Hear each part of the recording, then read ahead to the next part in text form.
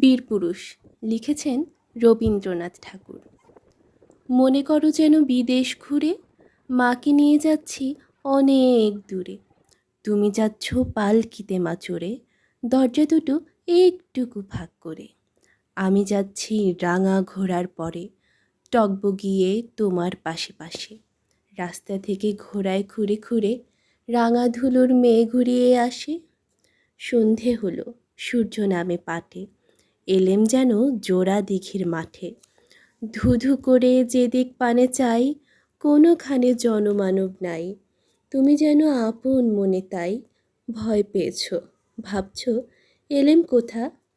আমি বলছি ভয় করো না মাগো, ওই দেখা যায় মরা নদীর সোতা।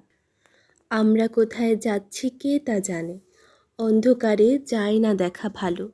তুমি যেন বললে আমায় ডেকে, দিঘির ধারে ওই যে কিসের আলো।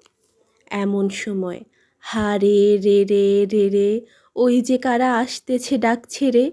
তুমি ভয়ে পালকিতে এক কোণে ঠাকুর দেবতা স্মরণ করছো মনে। বেয়ারাগুলো পাশের কাটা বনে পালকি ছেড়ে কাঁপছে থর থর। আমি যেন তোমায় বলছি ডেকে, আমি আছি ভয় কেন মা করো। তুমি বললে যাসনে খোকা ওরে, আমি বলি দেখো না চুপ করে। ছুটিয়ে ঘোড়া গেলাম তাদের মাঝে, ঢাল তলোয়ার ঝনঝনিয়ে বাজে। কি ভয়ানক লড়াই হলো মাঝে, শুনে তোমার গায়ে নেবে কাটা। কত লোক যে পালিয়ে গেল ভয়ে, কত লোকের মাথা পড়ল কাটা। এত লোকের সঙ্গে লড়াই করে ভাবছ খোকা গেলই বুঝি মরে।